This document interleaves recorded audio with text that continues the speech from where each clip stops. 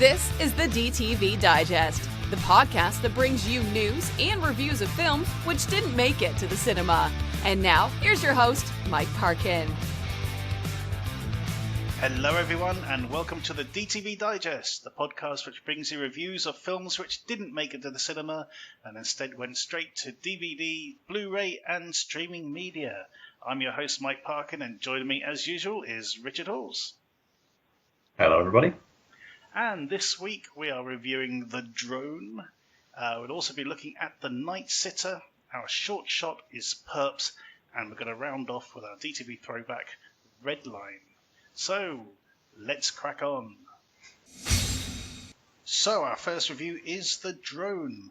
When Rachel and Chris move into their high-tech dream home, they discover that the previous owner seems to have left a drone. Chris is ecstatic to have a new man toy to play with, while Rachel is rather not amused. It isn't long though before strange things start happening and the drone starts popping up when no one left it. Is someone else controlling the drone? Or is it something even more sinister and crazy? It's not just crazy, is it, Rich? This is batshit crazy. Yeah, it's I mean, you know off the bat, you know, if a film is called The Drone and it's about a killer drone, you kind of know what you're in for. And I think all things considered, it does what it sets out to do really well. I think the tone is a bit muddled because the plot is basically child's play redone. It is child's play, yeah, basically. Yeah. And the concept, they could have. I mean, many films have been made about killer robots and stuff, and they each take a different approach. And this, for the most part, does play it very straight. But it's almost like they want to, rather than being a deadpan comedy, they have to shoehorn in some like really obvious jokes, that are not just really off-color jokes as well. I mean, one of the first lines of dialogue is after the SWAT team come in and find, you know, the latest victim, and somebody goes, "Oh, she should have swiped left" or something, and I think, Jesus, that's a really bad case of victim blaming. It's really horrible. Yeah, there's quite a few jokes that are sort of a bit like that, I think, throughout it. But the tone does sort of shift because you get that. The first joke is kind of the killer is just about to be caught, and he's like, "Oh no, I should have rung an Uber." Or something, and it's like, "Oh, hang on a minute, that's a bit weird." And it's like clearing. And then the cops come, and there's various things that they say. And then one of the cops is talking to his child on the phone, and it's like a full-on. It's the conversation is like a full-on airplane, Captain Over kind of thing. Yeah, where the kid knows too much. Way too much. But that actually reminded me of what's the name of the author? Elroy. The guy did LA Confidential and things. James Elroy. Yeah, James Elroy. There's one of his films called Cop. It was based on his James Woods. James Woods, because that character was very much like that. You know, he'd come home at night, tuck his daughter into bed, and then tell her about all the horrible cases that he was working on. God. Yeah, which I thought was quite funny. So, but yeah, she's almost like his psychiatrist, isn't she? Yeah, but that's kind of a throwaway scene, and we move on to the next. And there's peppered humour, like the next door neighbour and all the inappropriate stuff she keeps saying and whatnot, and other bits, and the sort of the silly death scenes and stuff like that. But by the time you get to like the very end of the movie, it ends on a really sort of serious note. It's not the kind of humorous payoff you would expect. It's kind of it's almost as though they were undecided whether they wanted it to be a serious movie or not, or at least deadpan. So yeah, that was quite strange, but it does overall I did really enjoy it. I thought they did a good job. I mean, it is fun. It's silly. It's quite low budget, but they do it quite well. The drone itself, looks like every common or garden drone, but they do make the killing stuff quite funny. There is a bit where the drone, they don't show it doing it, but the drone has laid out candles and petals and stuff. Yeah, It's well, that's, okay. That would be interesting to see how he did that. You know, there was another thing where sometimes you see like, like in the Terminator, where the sort of the vision and the stats and things come up. And there was I paused what it was saying on this blink and you'll miss it bit of text that came up, and it's all the words are all together with no spacing or anything, and it says stuff like, "Get me out of this flying prison. What I'd give to have my old body back," or something. And do robots dream of a? I sure don't. Which I thought that was quite a nice little attention for detail, sort of Easter egg thing. But I don't know how many people would actually bother to pause that. But it sort of caught my notice. Dragging when the drone is attacking the one young woman and dragging her by her hair and stuff. I thought that was quite. I mean, clearly the drone would not have the strength to do that. But it's all part of the fun, you know. I mean, I'm with you for most of the way on this. I agree, and you know the insidious way that the drone manages to sort of drive a wedge between Rachel and Chris. You know, taking photographs of the neighbour, then posting them to on her computer and things, or on his computer, but in a big file so she can find it, sort of thing. In the middle of the screen, which was quite amusing. So yeah, I liked all that stuff. It was just the end. I just felt it pushed it a little bit too far. Do you mean like the final scene? Yeah, the final bit. I thought that was unnecessary and kind of ruined it a bit because it didn't really. It wasn't necessary. No. And it didn't actually add that much, apart from to actually make it really downbeat. Exactly. Yeah, they took the fun out of it in a way. But for the most part, the film that this kind of reminded me of was Bad Samaritan. The one with David Tennant. Yeah, I haven't caught that yet. Yeah, it has that sort of thing, and obviously the sort of child's play and things like that. But it's just the idea that this guy's whole life is being messed with, by this thing in a very plausible way, and when the police turn up and they've got sort of quite good grounds to be asking questions by that point. So yeah, I quite like that. So yeah, I mean they've done. There were films that have done sort of similar stuff like this in the past. There was one called Ghost in the Machine from like 1993, directed by Rachel Talalay, which was a big it was a 20th Century Fox movie. It's quite big, but that had lots of it was a serial killer. He dies. He goes into the computer and he can start controlling electronic devices and that is what was done. I mean, especially with the recent Child's Play remake. Yeah. They obviously they dropped the killer goes into the body thing, but they amped up the controlling other devices. So these guys live in a house with electronic security measures. So he can tap into that and he can link up to the people. There's lots of elements where they use the electronic sort of connections and Wi-Fi and that to do a bit more with the idea than it just being a drone flying around. Which I liked as well. I like the fact that the drones just sit in there, but at the same time he's recording them, tapping in their security passcodes and things like that. He's sort of getting hold of all this information. I mean, one of the things. I thought that was quite subtle. Yeah, that bit you just mentioned there, I thought that was quite subtly done. I thought that worked well. I did. The other bit I liked, which sort of showed how nasty it can be, was you see it sort of browsing through all these sort of like. Sort of vets and places, who put down dogs and things like that.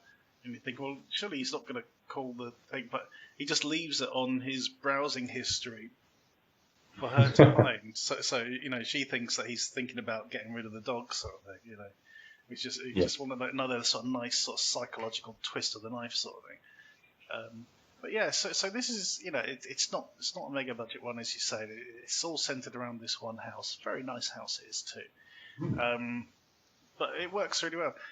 Character-wise, I think Rachel is meant to be some sort of architect / designer, whereas Chris is a fashion photographer, and he's one of these sort of artists who insists on wearing a scarf all the time, which I thought was quite amusing. You see all these sort of actors and things, sort of, always wrapping their scarf around the neck. I just thought it was quite amusing. But there you go. But yeah, so overall, quite like this. So I'm going to give it a 7 out of 10. I'm going to, just for the fact that, because I think it's very good. I think it's smarter than you might initially give it, credit for. I certainly did. It's got nice little knots and nice little touches. The tonal, problems in some instances, especially at the end, dropped it down for me. So I'm taking it down to a 6. Yeah, I forgot about that end bit. I'm reviewing my decision. You're right. That ending does sort of cost it a mark. So yeah, I'm giving it a 6 as well. So 2 6s for the drone. Now this is currently a rental, or is it available on Now TV? I think you said. Yeah, if you've got Sky Cinema or Now TV, you can see it on there. Otherwise, it's available to rent at all the usual. Yeah, outlets. It's quite cheap on Amazon at the moment, I think.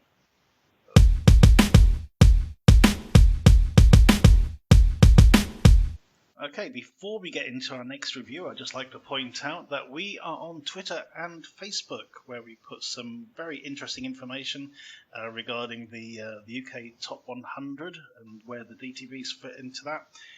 Also, we pop on some trailers that we like the look of now and again, so please check us out, the DTV Digest on Twitter and Facebook. Right, on to The Night Sitter. A young woman called Amber arrives at a huge house to babysit 2 young kids, Kevin and his friend Ronnie, while their parents go out on a date. It's not long before Amber reveals her true reason for being there, but it turns out there may be something even more nightmarish for them all to be dealing with.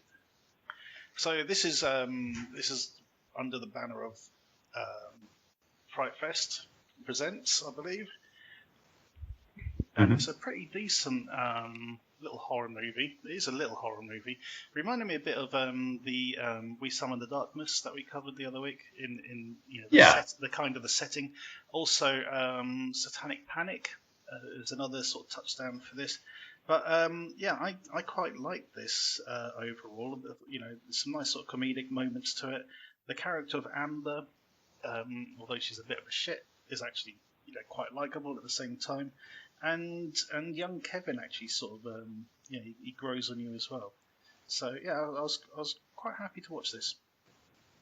You mentioned quite a few similar films that were similar, and we covered the Darkness one? What's the We Summon the Darkness? Yeah, that did cross We Summon the Darkness. Yeah, that did cross my mind as well. I couldn't quite think of why, but I think it was partly the way the film was shot. But also, yeah, as you say, a lot of it's set around a house, takes place there. Now, you know a lot more about, horror movie classics probably than I do. This film references, or has as their villains, the 3 mothers, and it's shot in a very colourful style.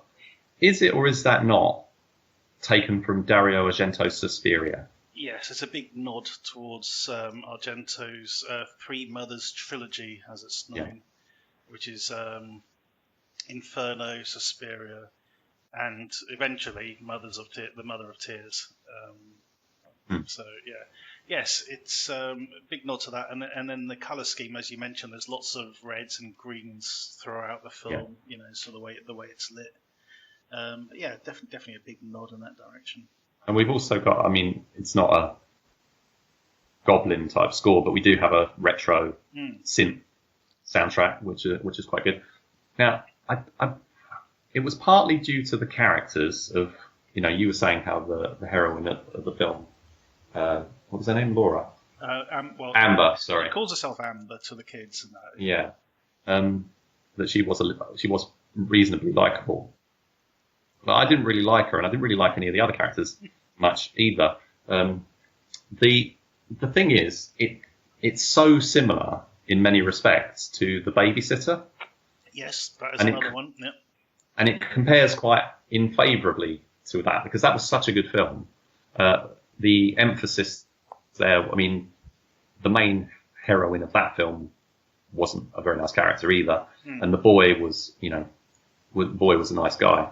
But in this case, they've not focused on the boy; they're focused on the not the villain of the piece, but the she's definitely characters. An anti-heroine, yeah. Anti-hero, yeah. She's not really redeemed by the end of the movie. Nothing really changes that much. She actually, she's the reason everyone gets killed, basically. And the main guy is we get introduced to the guy whose house it is, the paranormal investigator. We don't quite get, he's sort of broadly drawn, comical sort of character. And when it all goes pear-shaped, he's actually, it's not the worst thing in the world as far as he's concerned, because he's just, loves the occult, and he's desperate for experience of it, and he wants to launch this TV show and stuff. But the only character that sort of appealed or was, particularly well drawn for me was the neighbour from across the street who lives in his garage. Who turns out to be that guy in the horror movie who knows everything that's happening because he just happens to be an expert in witchcraft. He was really good, actually. Yeah. So there's a sort of, I don't know, he's kind of like a character in a Ricky Gervais thing or something, like in Afterlife, just like an embarrassing character in the background.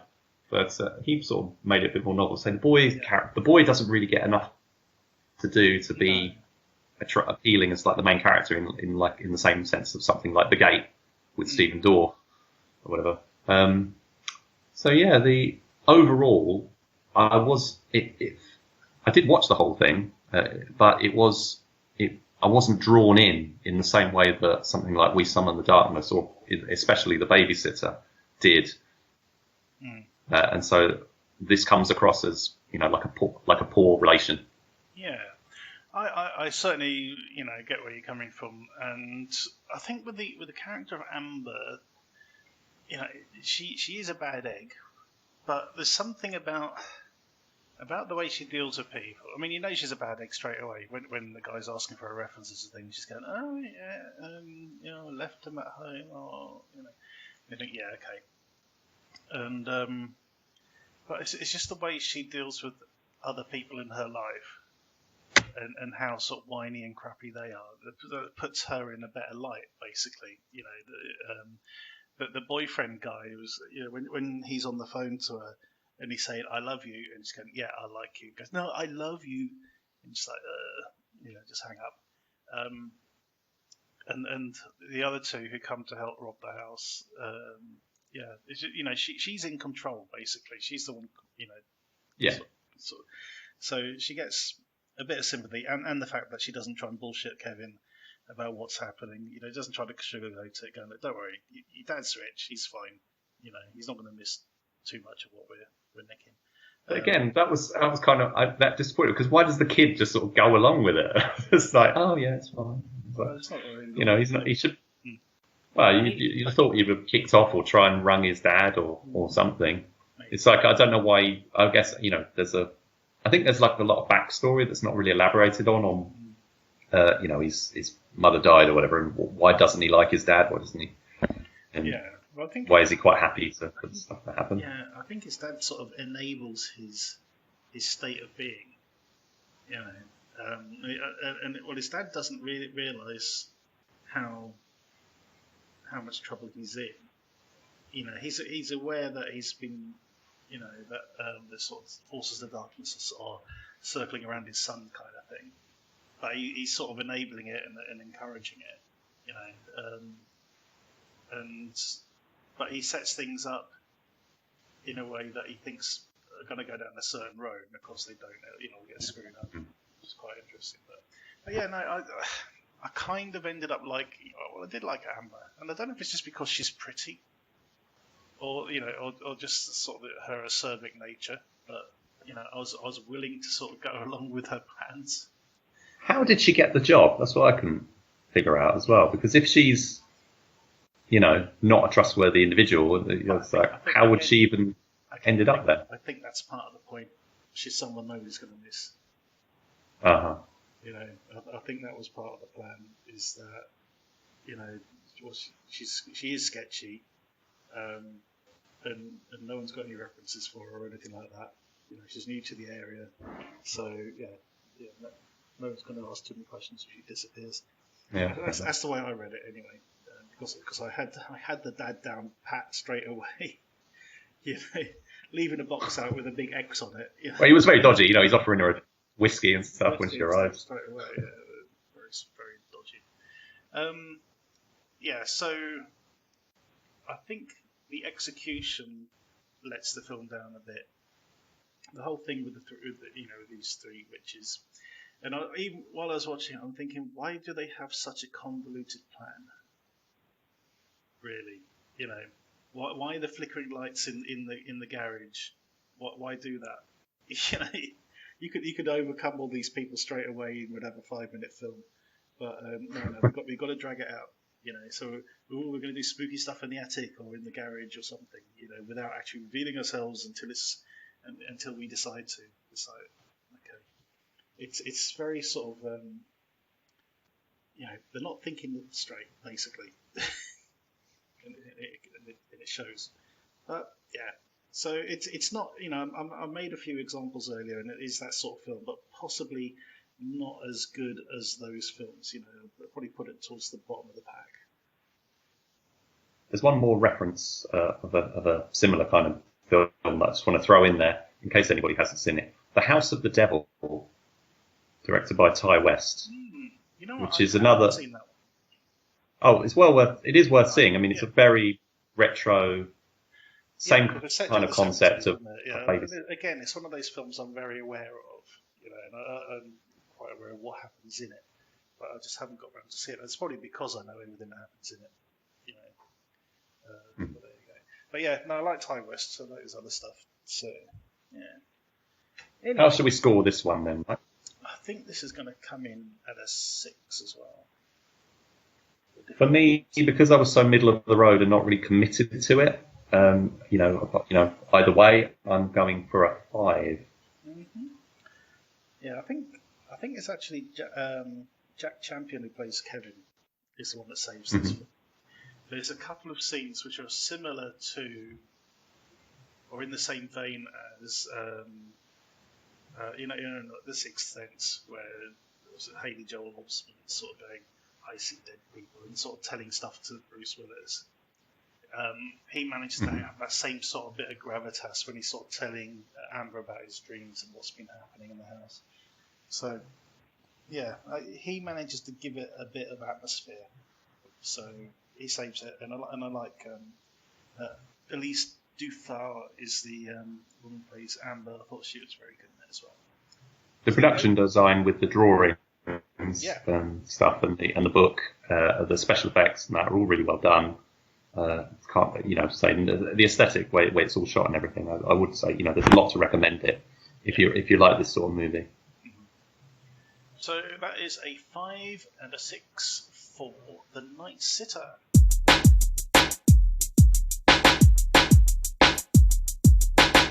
Our short shot this week is Perps.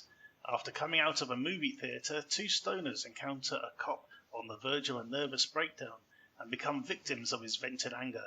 In order to placate him, the pair make a deal to help him in a spot of revenge.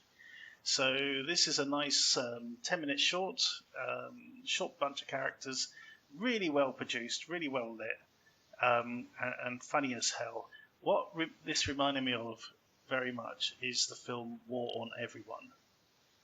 Oh yeah, I haven't seen that. It's got a very sort of similar sort of feel to that, you know, these sort of very loose cannon cops just you know, flaunting their authority and responsibility to a ridiculous measure.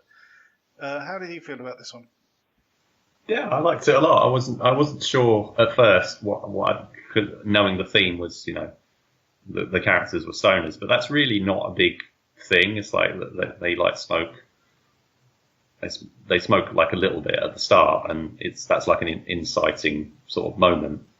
But it doesn't really go beyond that. So they're just a couple of, you know, Tucker and Dale kind of sort of characters, you know. So they're not really like Jay and Silent Bob or anything. No, Or, nothing like that. but the guy who plays the cop having the breakdown was really good. You know, his delivery is like so over the top and everything, and then he's got his partner with him who's like trying to keep holding together. Yeah. And the sort of situation escalates. You know, it's a very small story. It's about 9 minutes. They encounter this cop, and they get arrested. They go to court, and they propose this deal, and then we get to the final part of the story, and there's sort of like a payoff, and it's quite an unusual ending because it's kind of open ended. It's not really there's not a huge amount that's solved or anything. It's just kind of a bit of a rambling, not a Shaggy Dog story, but you know, that kind of thing. It's a sort of thing. It's sort of a story that these two guys are going to be telling down the pub for the rest of their life. Yeah, it does have a kind of an air of that, and of course the sort of big payoff at the end is a cameo by a rather well-known personality. Well, let's say who it is, because it's fucking Lou Ferrigno. Ferrigno, even. Yeah. You know me, my pronunciation. I think I've always called him Ferrigno ever since watching. They pronounce it wrong in the film as well, which is a joke. Yeah. But how old is he now? Oh gosh, I'm not sure. Exactly. I mean, he looks amazing in this film. He always has. I mean, there's some videos out there that say when was he at his peak? Was it in the 70s, the 80s, or the 90s? And even now, so he's been around, for 5 decades, exactly, and he's still taking care of himself. Still a very imposing presence. One of the tallest bodybuilders, I believe, during his time. Still very imposing. Recently he's had quite a lot of roles and stuff, like one of the Scorpion King sequels and that, but also turning up in short films like this. And that it adds. I wouldn't say watch the film just for him, but him being in it is a nice cameo sort of bonus. It's a nice bit of icing on the cake, certainly. Yeah. And he's really, really good at it. He gets a few lines. But I mean, I saw him in Instant Death, 2017, and he looked. Yeah. Obviously, the character looked. He's meant to look a lot rougher in that film, but yeah, he's all cleaned up and everything. You think women are just going to be falling for him left, right, and centre. He must be beating them off with a stick the whole time. But this is a good sort of funny little film. There's a sort of weird sequence where basically the two stoners, they pick up one of them sort of saying, yeah, he's a karate black belt or something. You got to see what he can do. And there's this sort of montage of them breaking boards and bricks and all the rest of it. Oh, that's good, yeah. And the Godzilla music and stuff, or the sound effects. Yeah, that's a good little sequence though. But then it's an even better for me. There was an even better sequence when they pull up to the house, and the music segues into Dirty Harry. Oh, see, I wouldn't have even got that. No, it becomes Layla Schifrin's score for Dirty Harry when he whacks the car to set off the car alarm and all that sort of stuff. So I was like, yeah, nice one. I thought it was really cool. So yeah, no, I thought this was very, very well done, very clever. Some really good comedy moments in it. Can't really say much more than that, but we'll put the short in the footnotes. There'll be a link, so check it out. 10 minutes long, can't go wrong.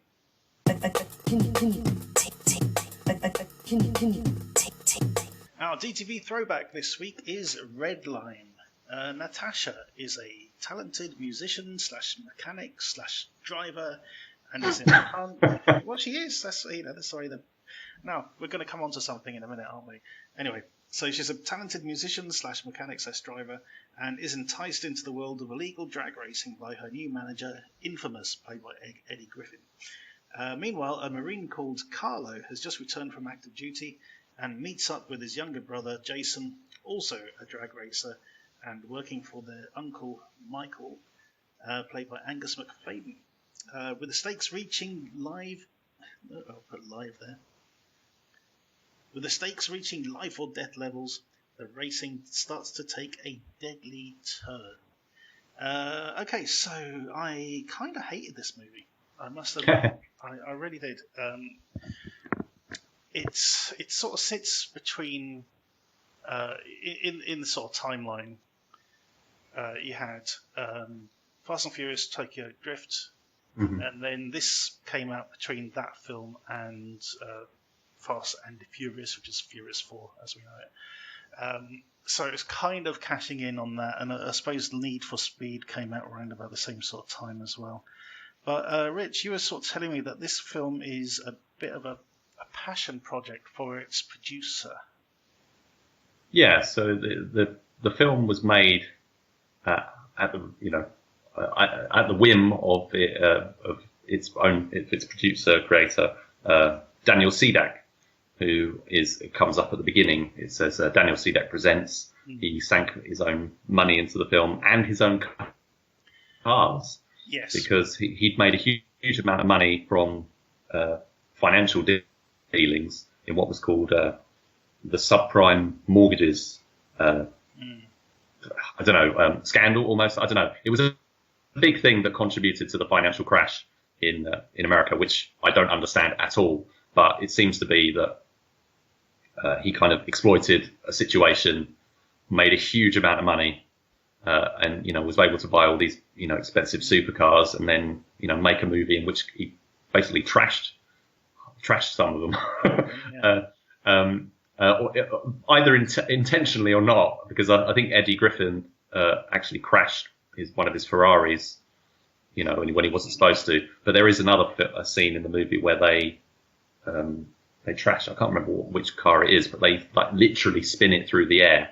And it looks like a bad CGI shot or something, but it was done for real. And this is like a $500,000 car. Yeah. The annoying thing is that it doesn't look good in the film. A lot of the car stunts and whatever look a bit shoddy. It's not a good film. It's not a good film at all. But I think it's an interesting film for its place in sort of history and this sort of was it a vanity project kind of or the origin sort of story of it. But you've got people like Tim Matheson from Animal House and various other things. I was wondering if Angus McFadden. I was wondering if Tim Matheson's character was meant to be a surrogate for the producer. I think in a way, yes. Actually, Daniel appears in the poker scene near the start or middle. There's a very high stakes gambling scene, and Daniel's sitting next to me. He's the guy with the lank black hair and the beard. Yes. Who they make a point of saying, "I'll see you later," kind of thing. That's like his little cameo. But yeah, Matheson's he's giving it his all. He's not phoning it in or something. No, and Angus McFadden isn't either. Yeah, I liked Tim Matheson's character because he plays this movie producer / director who is a successful gambler and can quite comfortably sort of throw his money around, whereas Angus McFadden's character, Uncle Mike, he's sort of in a lot of trouble. He needs a big win. He owes some very shady people a lot of money, so he's in a sort of a bad place. A lot of his backstory isn't really sort of fleshed out either. He gets a couple of sinister phone calls to sort of which kind of shows his sort of motivation. Then you got Eddie Griffin's character, who's just sort of a chancer, basically, who's like, got 3 million quid to play with, and that's it, and then loses it. So it was quite amusing. But McFadden's character is also that aspect of the getting in trouble and in over his head stuff. That's kind of shoehorned in to just sort of we've got to actually make him much more of a baddie in the story. But he's having a lot of fun with the role, giving his character all these. I don't know how much of it is in the script, but he's like a really kooky guy. He's like really weird, and so those guys sort of anchor the film really, but they're not the main stars. The film itself weaves all over the place in lots of different directions. It starts out with narration from its lead actress, played by Nadia Bjorlin, who was Daniel Sedak's girlfriend, who's, as you say, she runs around. I don't understand it. She must have inherited it from her father who died, because there's like a trauma about her father dying. So it's Nat's garage, but her mum works there. So obviously he didn't leave it to his wife, he left it to his daughter. And also she sings in a band as well. And so she gets to show off in some singing scenes, but the songs are really bad. There's like 2 songs, they both sound terrible and the lyrics are awful.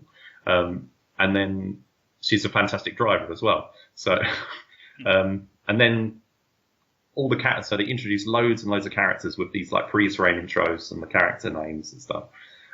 One of whom is Carlo, who is Michael's nephew, who's back from the war, or back from tour of duty at least. And he doesn't really get many scenes until like half an hour into the movie when he becomes a bit more important. And as the plot unfolds, you know, it becomes like a revenge story. But even that, it doesn't really go. There's a scene where he goes and meets Louis Mandylor, and gets tooled up. But and then you think, oh, there's going to be a big raid on the compound, rescue scene, commando scene, whatever.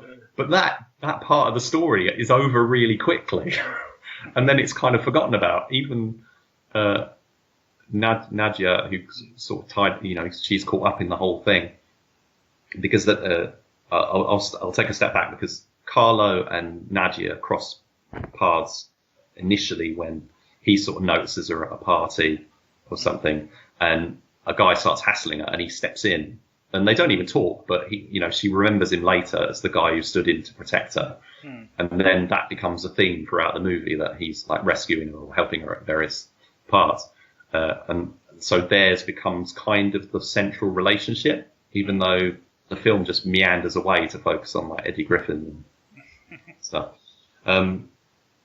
It's directed by Andy Chen, who is probably, I most well know him as one of the guys, one of the fantastic fighters in US SEALs 2. He's one of Jackie Chan's stunt team. He's done, fight coordination and stunt choreography on absolutely tons of stuff, including Welcome to the Jungle, where I think he met Ernie Reyes Jr., who has a neat little fight scene later in the movie. Cheng actually himself has a little Hitchcock-like cameo where Carlo, beats him up basically, which is completely unconvincing, because there's absolutely no boxing ring sort of thing. Yeah. So yeah, I think it's a total vanity project. I think if you're interested in cars, you might like it, but even car fans I know have taken issue with it quite a lot. But the cars aren't really in it much, and the racing is sort of pared down to the minimum. I think there's as much screen time paid to watching the people watching the race as there is the people actually racing, and you hardly get any shots inside the cars. It's like they couldn't even bother to try and convince you that there was anyone any of the actors driving the cars at all. Very few sort of shots to sort of say, oh yeah, we actually put them in the front seat and made them drive. It's all very sort of dark windows and sort of shot from a distance and that sort of thing. So yeah, I think that's a fair point. I mean, they have poured a fair amount of money into this, but I think they certainly must have cut corners in some ways, and as you say, a lot of it is watching the race, dealing with the characters who are a bit like like Godzilla, the Gareth Edwards or Godzilla, where Godzilla actually doesn't really appear very much. Most of it is people talking about Godzilla.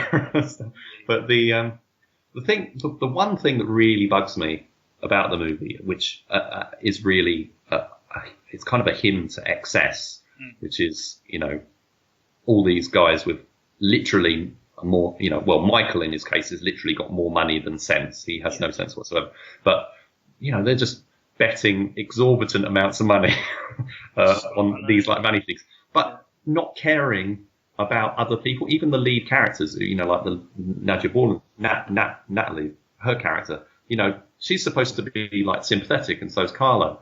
But come the end of the movie, they're both like street racing with these supercars that they've just been given, without a care for anyone who's getting in their way or whatever, almost causing accidents. At one point in one of the street races, there's a car hits a van and the van goes flying, and it echoes a scene that was in Charlie's Angels, which has always been like one of my big bugbears of that film, which is quite a light film or whatever, but it's just like they literally don't put any thought into the fact that, hang on a minute, that's an innocent person or people in that car who've just been killed because and it's not even paid any attention to. It's like, we don't care. Right. At least there's a bit more sort of care and attention paid in the sort of Fast and Furious movies, and people do take the piss out of the fifth one, and the safe being dragged along the street and stuff. But for the most part, it takes place on deserted roads and things like that. Yeah, stuff like that. Yeah. But the thing about this film, as you mentioned, there is that sort of collateral damage element. When they're in the street race and there's people in the way getting, cars smashed and everything. The end of the film, after the baddies have been caught and everything, and all the dust has settled, the two main characters, which is Carlo and Nadia, get in equal, Ferraris, one red, one yellow, and do the same fucking thing. They're driving, down this freeway, sort of zooming in and out of cars and things, putting everyone at risk when there's absolutely no stakes at all.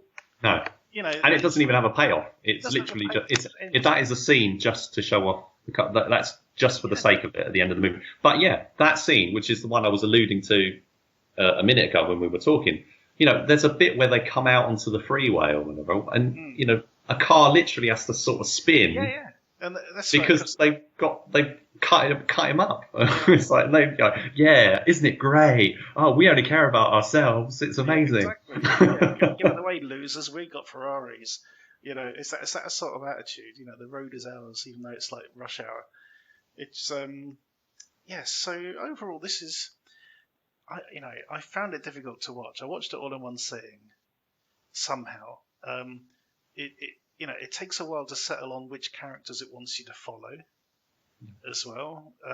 There's a whole bit with Eddie Griffin's character where he's on the plane and he's trying to be, I've forgotten which character it is now on the Fast and Furious ones. There's a couple of black guys, and he's trying to be both of them. There's a bit where he's chatting to this girl, or he's chatting to Nadia, and one of his other women starts getting uppity, so he basically lands the plane and chucks her off.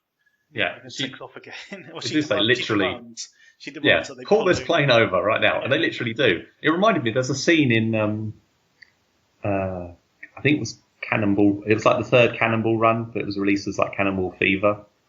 I'm sure there's a scene in that where there's a plane that lands or takes off on a road or something. But this one's done like really cheap.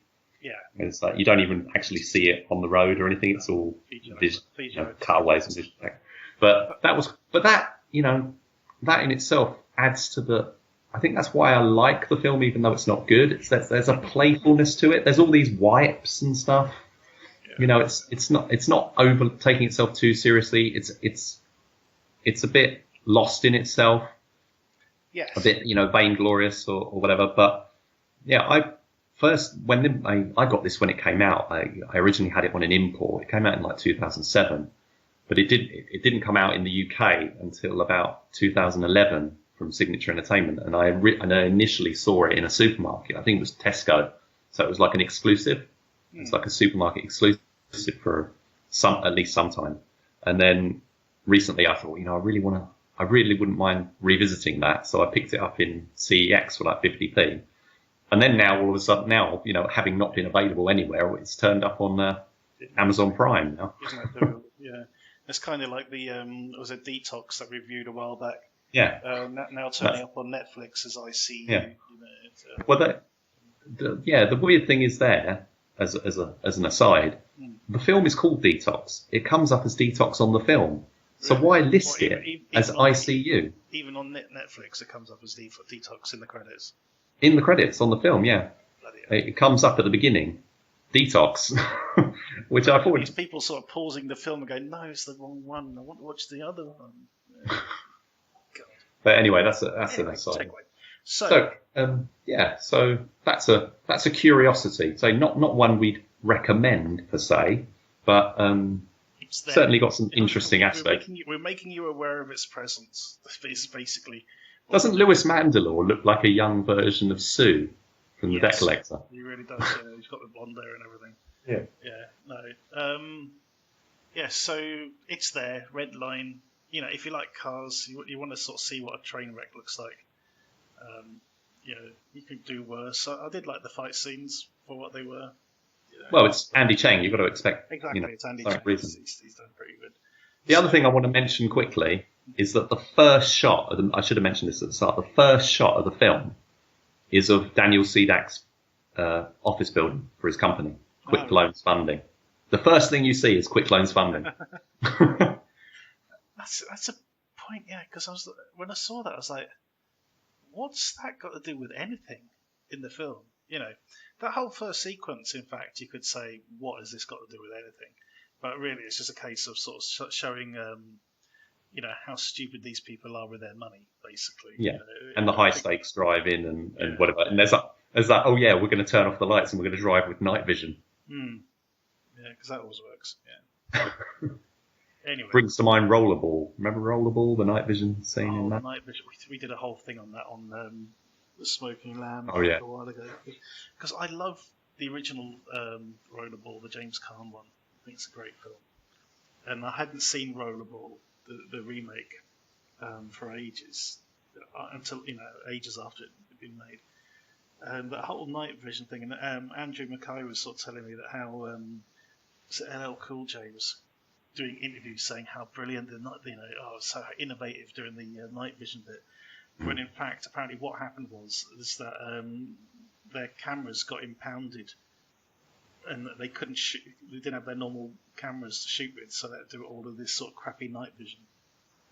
This whole sequence. Yeah, it was awful. That thing. It was. Anyway, they don't attempt anything like that in this. In this, they don't even really show anything. They just show him putting on a helmet kind of thing. Well, not even a helmet. It's like over one eye. So he's not even going to have stereoscopic vision. But I don't know. It's a silly moment in a silly film. Yeah. So I think we've suitably put a sort of a warning beacon around this film. We've made you aware of its presence. Whether or not you decide to visit it is totally on you. We're not recommending it exactly, but we're not not recommending it either. I recommend it. I think it's worth a look. I'd say it's worth. This is the DTV Digest, the podcast that brings you news and reviews of films which didn't make it to the cinema. And now, here's your host, Mike Parkin. Worth a look, but know what you're getting yourself in for. Yeah, exactly. Yeah, don't expect Fast and Furious, that's for sure. So that's the end of this week's show. So thank you to Rich for sitting in as usual. No problem, sir.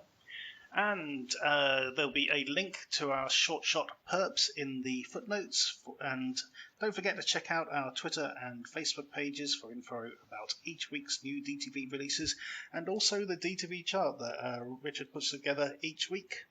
So thank you for listening, and see you soon.